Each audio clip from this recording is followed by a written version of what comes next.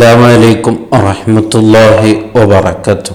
ബഹുമാനപ്പെട്ട ഇബ്നു മുബാറക് റളിയല്ലാഹു അൻഹുവിൻ്റെ ചരിത്രം പറയുമ്പോൾ മഹാന്മാർ അവരുടെ സൂക്ഷ്മത എത്രത്തോളം ഉണ്ടായിരുന്നു എന്ന് സൂചിപ്പിക്കാൻ വേണ്ടി ഒരു സംഭവം ഓർമ്മപ്പെടുത്തുന്നത് കാണാം.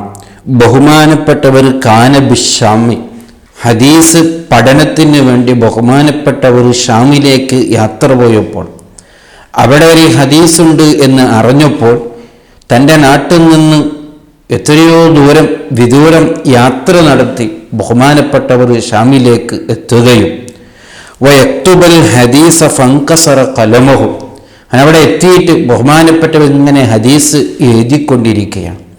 ആ സമയത്ത് ബഹുമാനപ്പെട്ടവരുടെ പേന പൊലിഞ്ഞുപോയി. അതുകൊണ്ട് വേണ്ടതുപോലെ ഹദീസ് എഴുതാൻ പറ്റാത്തപ്പോൾ ബഹുമാനപ്പെട്ടവർ തൻ്റെ അടുത്തുള്ള ഒരാളിൽ നിന്ന് ഒരു പേന അവിടെ നിന്ന് വാങ്ങി. ഒരല്പസമയത്തിന് വേണ്ടി ഇങ്ങനെ വാങ്ങി. ആ പേന എടുത്തുകൊണ്ട് ബഹുമാനപ്പെട്ടവർ ഹദീസ് എഴുതുകയാണ്. അങ്ങനെ കുറേ നേരം ബഹുമാനപ്പെട്ടവർ ഹദീസ് എഴുതുകയും ബഹുമാനപ്പെട്ടവർക്ക് മറന്നുപോയി. ഇവർക്ക് ആ ചിന്ത ഓർമ്മയിൽ വന്നില്ല. കുറേ നേരം ബഹുമാനപ്പെട്ടവർ ഇങ്ങനെ ഹദീസ് എഴുതുകയാണല്ലോ. ഇത് തൻ്റെ പേനയാണെന്ന് കരുതി ബഹുമാനപ്പെട്ടവർ തൻ്റെ സഞ്ചിയിലേക്ക് ആ പേന ഇടുകയും അവിടുന്ന് ബഹുമാനപ്പെട്ടവർ എത്രയോ കിലോമീറ്റർ ദൂരമുള്ള മറുവ എന്ന നാട്ടിലേക്ക് ബഹുമാനപ്പെട്ടവർ യാത്ര പുറപ്പെടുകയാണ്.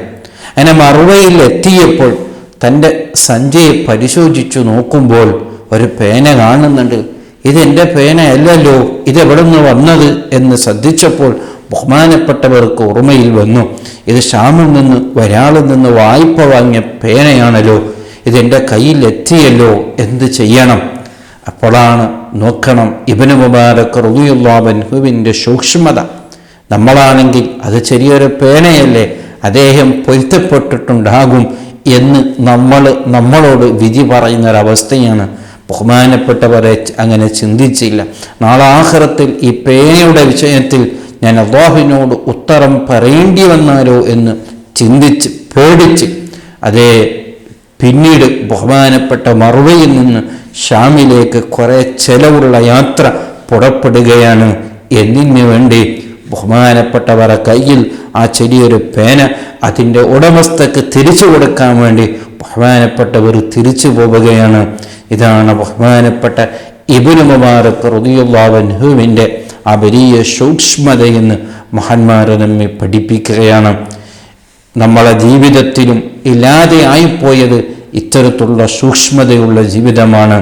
അതേ വളരെ അല്ലാഹുവിൻ്റെ പൊരുത്തമുണ്ടാകണമെങ്കിൽ ഏത് സമയത്തും ഏത് വിഷയം നാം നിസ്സാരതയായി കാണരുത്. എല്ലാത്തിനെക്കുറിച്ച് റബ്ബിൻ്റെ അടുക്കൽ ചോദ്യമുണ്ടാകണമെന്ന പേടി, ആ ഭയം നമുക്കുണ്ടാകണം. അതാണ് മഹാന്മാർ അവരുടെ ജീവിതം കൊണ്ട് നമ്മെ പഠിപ്പിച്ചത്. അല്ലാഹു സുബ്ഹാനഹു വ തആല അവരുടെ ബറക്കത്ത് കൊണ്ട് നമ്മുടെ ജീവിതത്തിലും സൂക്ഷ്മത പാലിക്കാൻ അവൻ തൗഫീഖ് നൽകുമാറാവട്ടെ. അസ്സലാമു അലൈക്കും വറഹ്മത്തുള്ളാഹി വബറകാതുഹു.